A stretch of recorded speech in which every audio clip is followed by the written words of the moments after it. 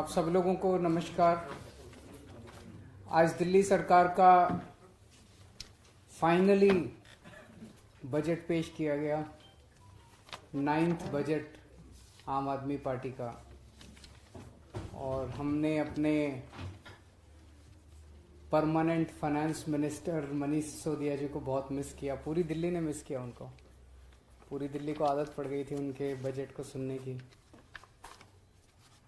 उनकी अनुपस्थिति में कैलाश गहलोत जी ने जो बजट पेश किया वो बहुत शानदार बजट है और मैं कैलाश गहलोत जी को बहुत बहुत बधाई देना चाहता हूं। उन्होंने जिस किस्म का बजट दिल्ली के लिए पेश किया, इस बजट में सबके लिए कुछ ना कुछ है। हर तबके के लिए, गरीब अमीर, आदमी औरत, सबके लिए, हर वर्ग के लिए, हर आयु के लोगों के लिए, सबके लिए कुछ ना कुछ है। सबसे पहली बात कि दिल्ली, सभी सर्वे ये दिखाते हैं कि पूरे देश में सबसे कम महंगाई दिल्ली के अंदर है। और उसका कारण है कि दिल्ली सरकार दिल्ली के लोगों को कई सारी चीज़ें मुफ्त में मुहैया कराती है। बिजली मुफ्त है, पानी मुफ्त है, शिक्षा मुफ्त है, स्वास्थ्य मुफ्त है, महिलाओं के लिए बस का सफ़र मुफ्त है और भी बहुत सारी चीज़ें हैं। इतनी सारी चीज़ें मुफ्त मुहैया कराने के लिए जाहिर तौर पे पैसे की ज़रूरत होती है। बाकी सरकारें कुछ भी मुहैया नहीं कराती मुफ्त, फिर भी वो सरकारें घाटे में चलती हैं। आम आदमी पार्टी की सरकार इतनी सारी चीज़ें मुफ्त मुहैया कराती है, फिर भी आम आदमी पार्टी की सरकार फ़ायदे में चलती है। आज भी घाटे का बजट प्रेजेंट नहीं किया, नफ़े का बजट ही प्रेजेंट किया है। नेट हरा ही बजट है। तो जितनी मुफ्त चीज़ें थी वो सारी जारी रखी गई हैं, जिससे एक आम आदमी को दिल्ली के अंदर महंगाई से जो राहत है वो जारी रहेगी। दूसरा, भ्रष्टाचार के खिलाफ जितने कदम पहले से उठाए जा रहे थे वो सारे जारी रहेंगे। जैसे जितनी फेसलेस सर्विसेज हैं, वो फेसलेस सर्विसेज जितनी हैं वो जारी रहेंगी और उनको एक एक करके और अन्य डिपार्टमेंट्स में भी लागू किया जाएगा। जो door step delivery of services हैं, जिसकी वजह से दलालों से लोगों को छुटकारा मिला, वो सारी door step delivery of services भी जारी रहेंगी। पिछले वर्षों में ट्रांसपोर्ट के क्षेत्र में काफ़ी तरक्की की गई। जैसे आज बताया गया कि 2015 में जब हमारी सरकार बनी थी तो मेट्रो का केवल 193 किलोमीटर्स का नेटवर्क था और लगभग 140 के करीब स्टेशन वो थे मेट्रो स्टेशन। ये बढ़ के 7-8 साल के अंदर 390 किलोमीटर पहुंच गया, डबल से भी ज़्यादा हो गया। और स्टेशंस 286 हो गए, मेट्रो स्टेशंस। सो जो हम लोगों ने इतने साल में पहले अचीव किया था, 17 साल में उसके पहले, वो मात्र 8 साल के अंदर अचीव किया। 2015 में दिल्ली में बसों की संख्या 5600 थी, ये बढ़ के 7389 हो गई। और पिछले साल बजट में हमने, अक्सर बजट में अनाउंसमेंट्स होते हैं, लागू नहीं किया जाता, हमने अनाउंस किया था कि दिल्ली को तिरंगों का शहर बनाएंगे। आज दिल्ली में आप कहीं चले जाइए, 500 बड़े बड़े तिरंगे लगाए गए हैं। जहाँ भी जाते हैं आप तिरंगे देखते हैं, आपके अंदर देशभक्ति की भावना जागती है। दिल्ली को वाकई तिरंगों का शहर बना दिया गया। ये बजट है साफ, सुंदर और आधुनिक दिल्ली बनाने के लिए। अभी तक शिक्षा के क्षेत्र में, स्वास्थ्य के क्षेत्र में, बिजली के क्षेत्र में पिछले बजट्स में काफ़ी इन्वेस्टमेंट्स किए गए।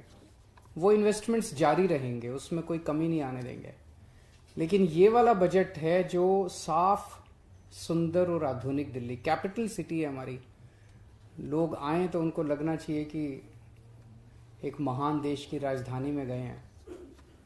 उसके लिए इस बार इस बजट में there is a huge infra push, बहुत बड़ा पुश दिया गया इंफ्रास्ट्रक्चर को। लगभग 21,000 करोड़ रुपए इंफ्रास्ट्रक्चर के ऊपर खर्च किए जाएंगे इस बजट में।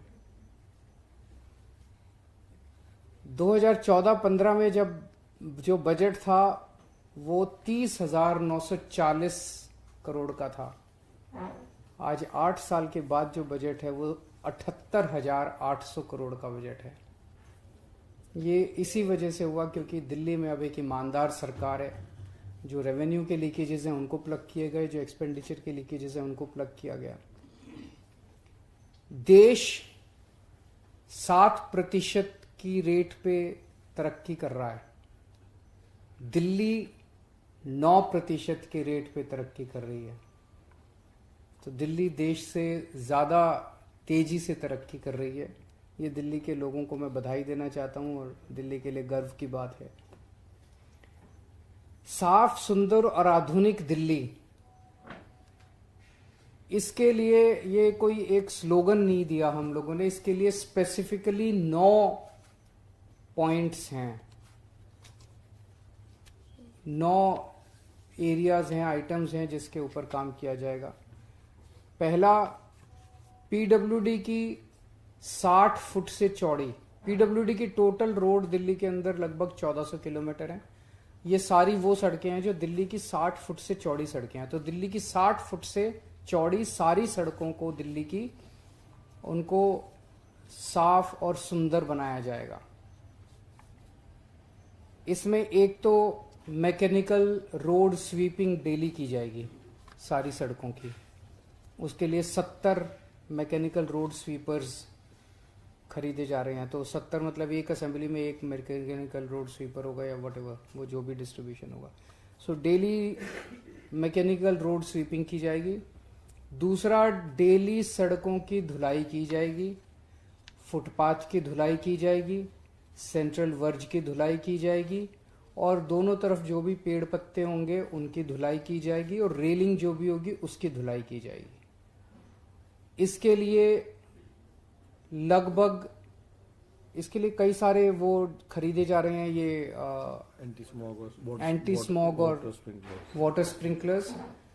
और उसके अलावा एक एक वार्ड के लिए अलग अलग 250 छोटे वाटर स्प्रिंकलर्स खरीदे जा रहे हैं जो नगर निगम की सड़कों के ऊपर काम आएंगे। और ये लगभग 210 वाटर स्प्रिंकलर्स कम एंटी स्मॉग गन खरीदे जा रहे हैं जो बड़े हैं, जो कि पीडब्ल्यूडी की सड़कों पे काम आएंगे। जितनी भी पीडब्ल्यूडी की सड़कें हैं 1400 किलोमीटर, इनकी सबकी एक गो में सारों की रिपेयर कराई जाएगी। पहले जितनी रेलिंग टूटी पड़ी हैं, फुटपाथ टूटे पड़े हैं, सेंट्रल वर्ज टूटे पड़े हैं, कर्ब स्टोन टूटे पड़े हैं, सड़कें टूटी पड़ी हैं, सारों की एक साथ इस आने वाले समय साल में एक साथ सबकी रिपेयर करा दी जाएगी। जितने एम्प्टी स्पेस, खाली स्पेसेस हैं सेंट्रल वर्ज पे, फुटपाथ पे, उन सब पे पेड़ पौधे लगाए जाएंगे, फूल लगाए जाएंगे, हरा भरा बनाया जाएगा सड़कों को।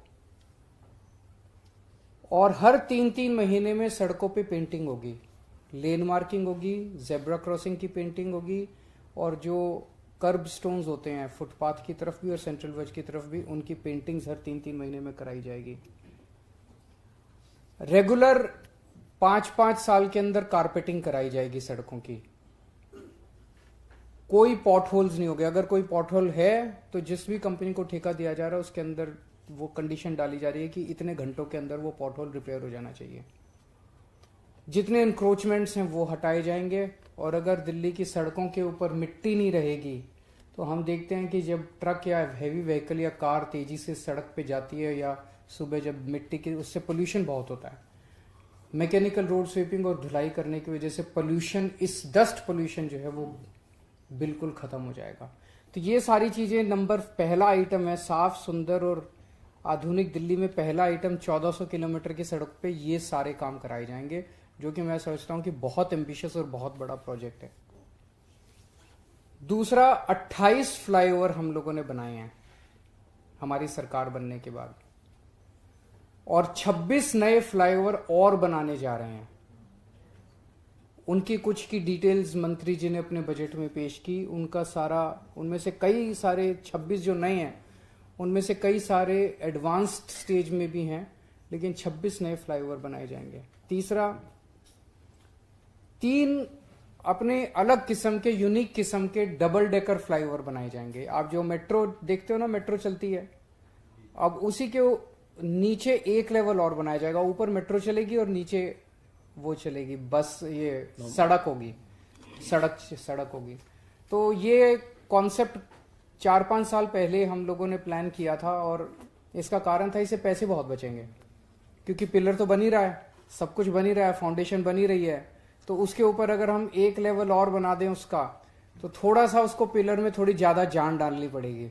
अदरवाइज उसी पूरे इंफ्रास्ट्रक्चर के अंदर हमें एक लेवल और मिल जाएगा, तो इससे पैसे बहुत बचेंगे हम लोगों के। तो ये 3 यूनिक डबल डेकर फ्लाईओवर्स बनाए जा रहे हैं। अगर ये सक्सेसफुल हुए तो फिर कई सारे आने वाले जितने भी मेट्रो के रूट्स होंगे हम हर एक के ऊपर ये कर सकते हैं।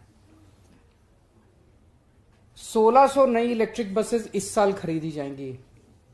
हमारा टारगेट है कि 2025 तक दिल्ली की सड़कों पे टोटल 10,480 बसेस होंगी, जो कि दिल्ली के लिए सफिशिएंट है, पर्याप्त है। दिल्ली की रिक्वायरमेंट्स के लिए 10,485 बसेस बहुत हैं। 2025 तक इनमें से 80%, 8,280 बसें इलेक्ट्रिक होंगी। उनमें से 1600 बसेस इस साल खरीदी जाएंगी। ये भी एक बहुत बड़ा अचीवमेंट है। और 2025 में जो मैंने बताया कि हमारी इतनी इलेक्ट्रिक बसेस होंगी, इसके बाद Delhi will be one of the very few cities in the world जहां पे इतनी सारी इलेक्ट्रिक बसेस एक साथ दौड़ रही होंगी। 5वां आइटम है कि हमारे अगर इतनी इलेक्ट्रिक बसेस खरीदेंगे तो उनके खड़े होने के लिए अलग इंफ्रास्ट्रक्चर बनाना पड़ेगा। तो हमारे 57 एग्जिस्टिंग बस डिपोज का इलेक्ट्रिफिकेशन किया जा रहा है, ताकि जब रात को बस आके खड़ी हो तो साथ साथ उसकी चार्जिंग भी हो सके। 6वां आइटम है कि 3 मॉडर्न बस पोर्ट्स, जैसे एयरपोर्ट होता है, एयरपोर्ट की तर्ज पे उतने ही खूबसूरत, उतना ही वैसा ही इंफ्रास्ट्रक्चर और वैसे ही शानदार बस पोर्ट्स उसी लुक एंड फील वाले आनंद विहार, सरायकालिखा और द्वारका में बनाए जाएंगे। 2 मल्टी लेवल बस डिपो बनाए जाएंगे, जो कि पूरे देश में पहली बार बन रहे हैं, जिसमें 6 फ्लोर पे बसेस पार्क की जा सकती हैं। तो ऐसे 2 मल्टी लेवल बस डिपोज बनाए जाएंगे, 2 मॉडर्न बस टर्मिनल बनाए जाएंगे और 9 नए बस डिपो बनाए जाएंगे। ये सारी चीजें मैं इतनी जल्दी जल्दी बोल रहा हूं, पर आप फील कर सकते हो कि बसेस ट्रांसपोर्ट के क्षेत्र में कितने बड़े स्तर के ऊपर इंफ्रास्ट्रक्चर का पुश हो रहा है। 7वां, 1400 नए बस क्यू शेल्टर बनाए जाएंगे। ये मॉडर्न बस क्यू शेल्टर होंगे। ये हर एक बस क्यू शेल्टर पे एक डिजिटल स्क्रीन होगा, जहां पे पैसेंजर इंफॉर्मेशन सिस्टम, कौन सी बस आ रही है, कहां पहुंची, कौन सी बस कहां पहुंची, कितनी दूर है, कितनी देर में आ जाएगी, वो सारा इंफॉर्मेशन उसके ऊपर आता रहेगा। 8वां पॉइंट है कि यमुना को साफ करने के लिए specific action plan, 6 point action plan बनाया गया है। उसमें एसटीपीज बनाए जाएंगे, नए डिसेंट्रलाइज्ड एसटीपी बनाए जाएंगे। जो मौजूदा एसटीपी हैं उनको अपग्रेड किया जाएगा, उनको ऑगमेंट किया जाएगा, जिससे कि दिल्ली की सीवेज ट्रीटमेंट की क्षमता लगभग 890 एमजीडी तक पहुंच जाएगी। 2015 में जब हमने सरकार बनाई थी तब 370 थी, 370 एमजीडी सीवेज ट्रीट होता था दिल्ली में।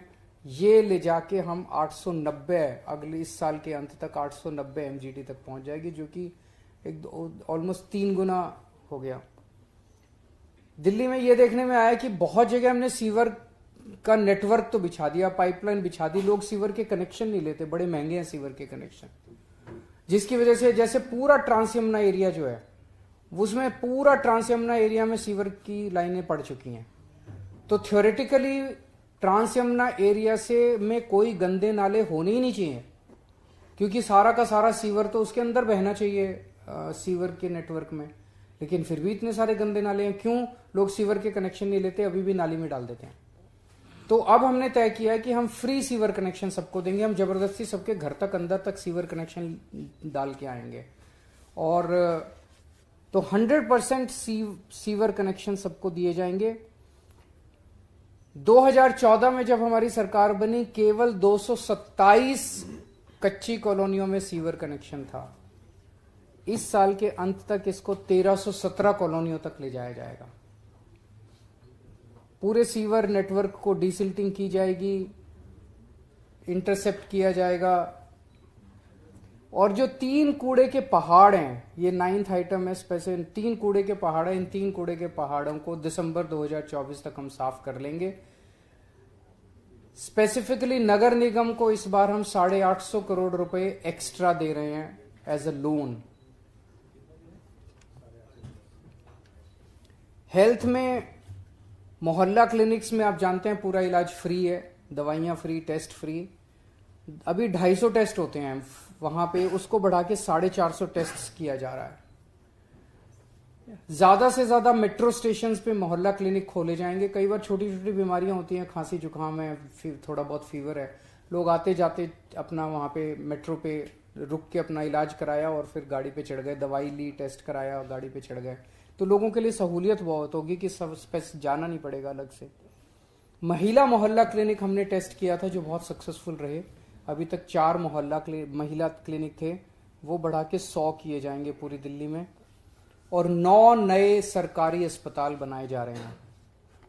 तो अभी तक पूरे दिल्ली में 14 सरकारी अस्पतालों में 14,000 बेड्स हैं, ये बढ़ा के 30,000 बेड्स दिल्ली के सरकारी अस्पतालों में। मुझे लगता है कि उसके हिसाब से इंटरनेशनल WHO के जो नॉर्म्स हैं वो हम पूरे कर पाएंगे कि पर 1000 पॉपुलेशन कितने बेड्स होने चाहिए। I think we will be at par with the international standards. पानी के क्षेत्र में आज 995 MGD पानी का प्रोडक्शन हम लोग कर रहे हैं। जब हमारी सरकार बनी थी तब शायद 870 या 880 था, 125 के करीब तो ऑलरेडी MGD पानी हमने बढ़ा लिया है। और ये जो 870 था ये कई साल से नहीं इंक्रीज हुआ था, कई साल से। हमने पिछले 8 साल में 125 MGD बढ़ा लिया है।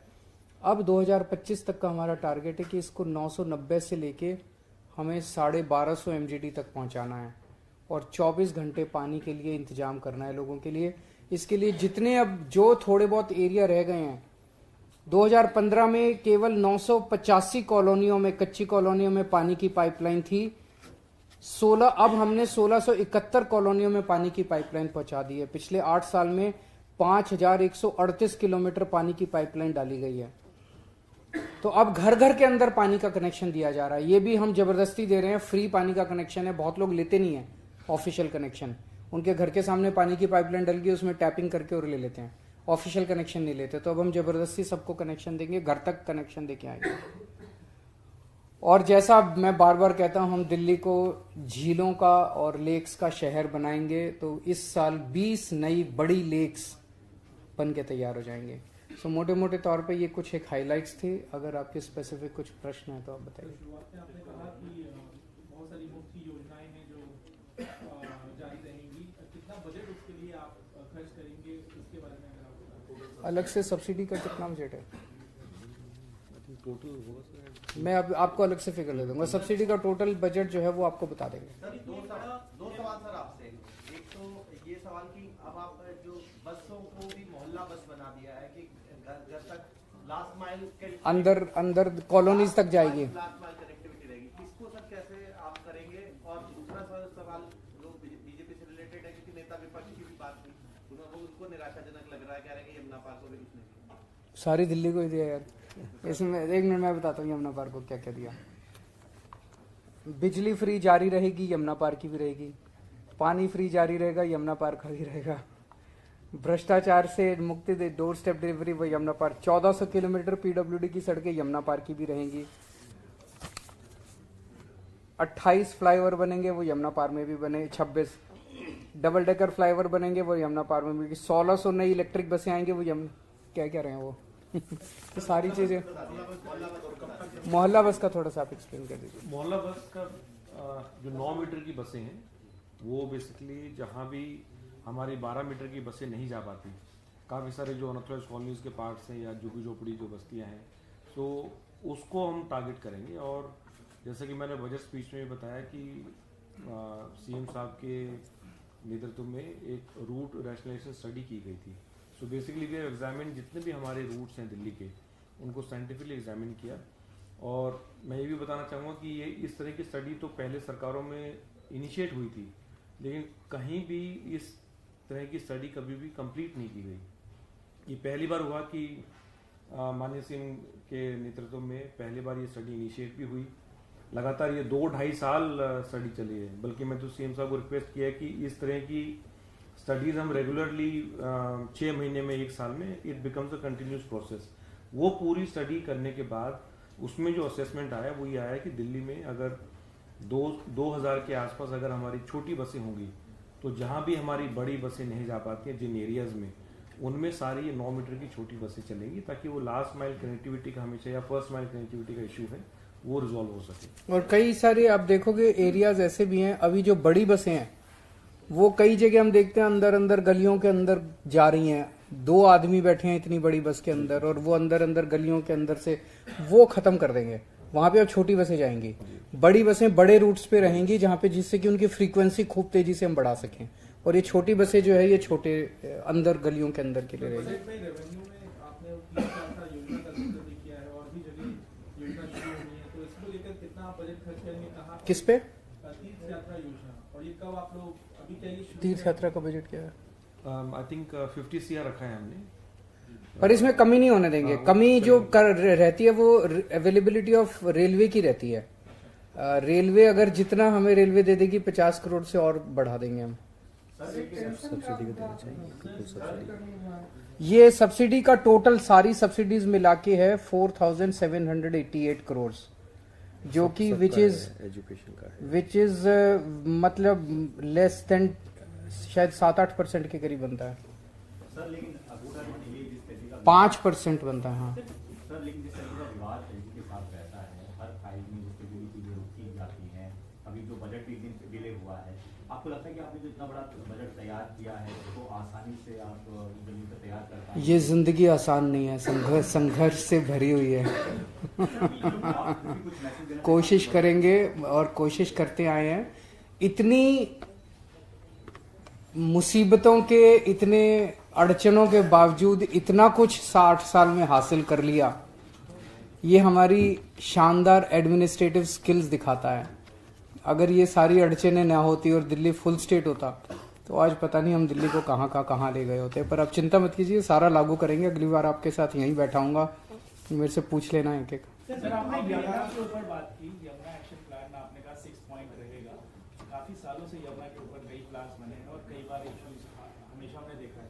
आप लोगों की तरफ से स्पेसिफिक क्या है, कितना पैसा एलोकेट किया गया है यमुना की क्लीनिंग के लिए? मैंने आपको एक प्रॉमिस किया हुआ है कि अगले चुनाव के पहले आपके साथ यमुना में डुबकी लगाऊंगा, वो कर दूंगा पूरा। हाँ, अगले 2025 का जो चुनाव है। सर, यमुना से रिलेटेड है, 6.0 एक्शन प्लान है। ये एक्शन प्लान रिएक्शन में होगा या ये यमुना एक्शन प्लान बनता ही रहेगा? क्योंकि हम देख रहे हैं इतने सालों से, आपकी सरकार से पहले भी था, आपके सामने भी बन चुका। यमुना साफ कब होगी? मैंने आपको बता दिया 2025 तक हो जाएगी। अभी बोला 2025 के चुनाव के पहले आप सबको लेके डुबकी लगवा के लाऊंगा। सर, वित्त मंत्री ने एक बात कही कि 325 करोड़ रुपए जो सेंटर से मिलते थे वो अब शायद नहीं मिलेंगे, उसकी भरपाई कैसे करेंगे? आप सब लोग आवाज उठाइए उसके लिए, मीडिया वाले सब लोग आवाज उठाइए। ये तो अन्याय है। हम लोग लगभग 2 लाख करोड़ रुपए, आप सब लोगों को जो तनख्वाह मिलती है वो तनख्वाह में से टीडीएस कटता है, वो टीडीएस सेंटर में चला जाता है, दिल्ली के ऊपर खर्च नहीं होता। आप मेहनत करते हो दिल्ली में, कमाई करते हो दिल्ली में, टैक्स कटता है दिल्ली में, और वो सारा सेंटर में चला जाता है। तो अन्याय है बहुत बड़ा। वापस उसमें से एक नया पैसा नहीं मिलता हम लोगों को। सर, डीआईपी को 500 करोड़ रुपए देने की बात हुई है सर, वहाँ एक भी सूचना अधिकारी नहीं है, सहायक सूचना अधिकारी नहीं है, उपनिदेशक नहीं है, ये कैसे होगा? ये तो सर्विसेज हमारे पास नहीं है अभी। तो मैं आपको एक चीज बता दूं, पीडब्ल्यूडी सेक्रेटरी नहीं है। मैंने 10 या 12 फरवरी के आसपास ये जितनी चीजें हैं, एक प्रेस कॉन्फ्रेंस की थी, याद है आप लोगों को? उसमें मैंने कहा था ये हम 1400 किलोमीटर सड़कों को साफ करेंगे, स्वीपर होगा, मैकेनिकल रोड स्वीपर होगा, ये होगा वो होगा, और धोएंगे सड़कों को, रिपेयर करेंगे, पौधे लगाएंगे। ये सारा प्रोजेक्ट टेंडर होना था, 1 अप्रैल तक टेंडर हो जाना था। आपको जान के ताज्जुब होगा कि तब से लेके आज तक रेगुलर पीडब्ल्यूडी सेक्रेटरी नहीं पोस्ट कर रहे एलजी साहब। मैं 10 बार उनको बोल चुका, तो जिसकी वजह से वो फाइल अप्रूव ही नहीं हुई, कैबिनेट में ही नहीं आई। सो ये जो बोल रहे थे कि अड़चने तो बहुत लगाएंगे, कोशिश कर रहे हैं, लड़ेंगे। अब मैं अगर कहूंगा 10, फिर एक दिन प्रेस कॉन्फ्रेंस करनी पड़ेगी कि एलजी साहब पीडब्ल्यूडी सेक्रेटरी नहीं दे रहे, तो फिर आप कहोगे केजरीवाल लड़का बहुत है। सर कैलाश जी ने ये भी कहा कि 2024 के आखिरी तक तीनों कूड़े के पहाड़ों को हम खत्म करेंगे। आप भलसवा भी गए थे, ओखला भी गए थे, जिस रफ्तार से काम चल रहा है क्या लग रहा है? भलसवा बहुत अच्छा चल रहा है। भलसवा तो मुझे लगता है कि टारगेट से पहले ही हो जाएगा। ओखला में कमी है, कल मैंने कमिश्नर को भी बोला था कि ओखला टारगेट उनका जो है उसके हिसाब से अभी पिकअप नहीं किया। उन्होंने मुझे बोला है कि 31 मार्च तक 10,000 मीट्रिक टन पर डे का टारगेट। अभी जो चल रहा है 5-6 हजार डेली, मेरे पास डेली रिपोर्ट आती है तीनों पहाड़ों की। गाजीपुर में मैं अभी आपके साथ चलूंगा, 2-3 दिन में चलेंगे गाजीपुर।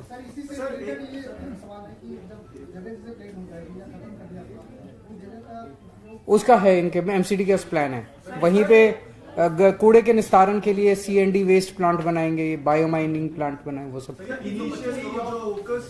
325 करोड़ जो आप कह रहे हैं केंद्र अब ये भी देना बंद कर देगा, तो कह क्या रहा है उसमें, ये देंगे ही नहीं? उनको कहने थोड़ी होता है, उनको तो करना होता है। वो बस देंगे ही नहीं।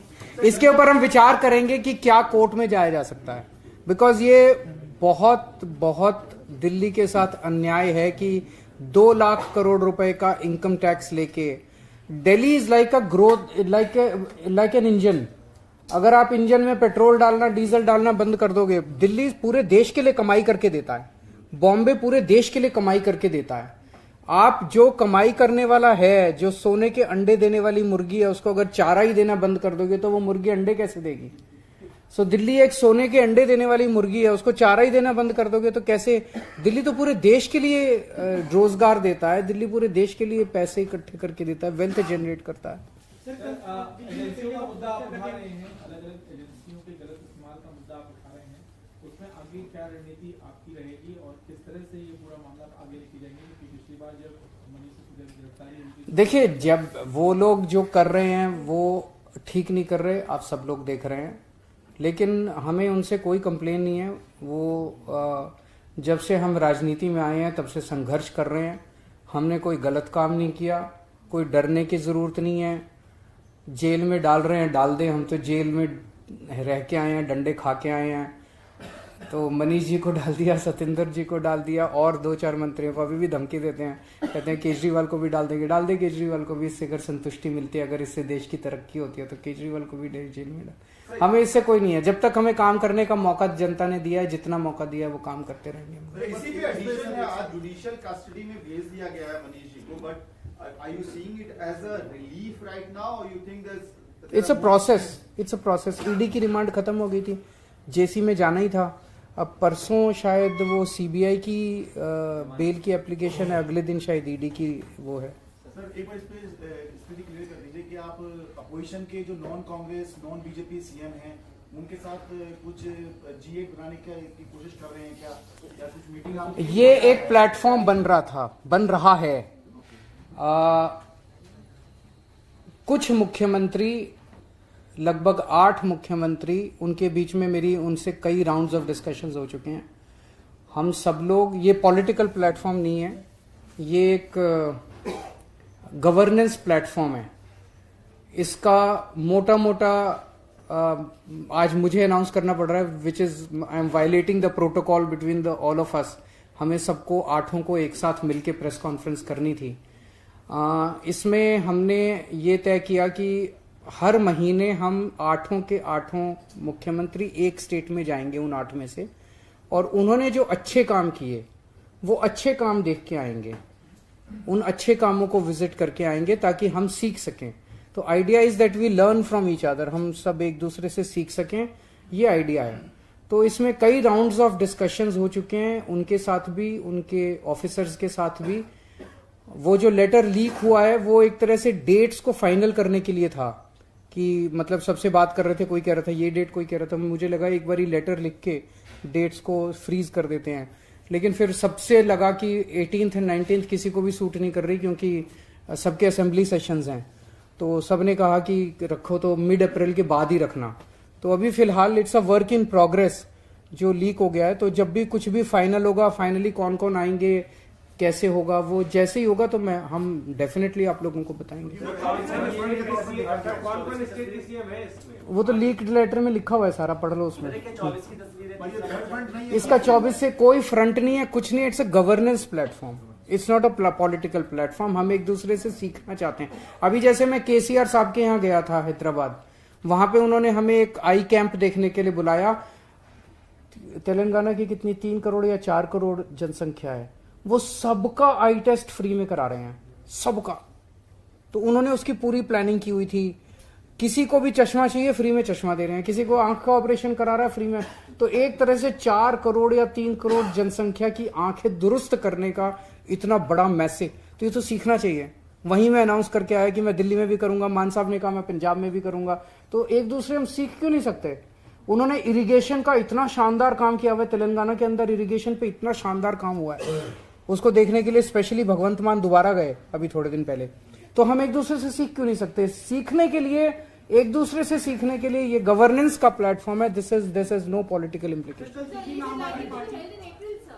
नहीं, मैं आपको बता दूंगा, everyone said that before mid April it's not possible because everyone is busy with their respect. चुनाव आना है तो सभी इस नजर से भी देख रहे हैं कि जाहिर है आप एक ग्रुप बना रहे हैं जहां पर कोशिश रहे कि आपकी नजरों की उसका तो हम कुछ कर नहीं सकते। कल जंतर मंतर पर मोदी हटाओ देश बचाओ आपकी सभा है दिल्ली में, तो क्या लगे कि उस पे दिल्ली पुलिस ने एफआईआर उस पोस्टर पे एफआईआर कर दी। पर तो मोदी जी इतने डरे हुए क्यों हैं? इतने इनसिक्योर क्यों है यार? ये तो नॉर्मल सा पोस्टर है, कोई लगा ले, जनतंत्र के अंदर कोई लगा ले। इतने डरा हुआ प्रधानमंत्री, इतना इनसिक्योर प्रधानमंत्री, जिसको मर्जी। मुझे लगता है सुबह उठ के सोचते हैं कि आज बस किस किस को जेल में डालना है, इसको जेल में डाल दो, इसको जेल में डाल दो, इसको जेल में डाल दो।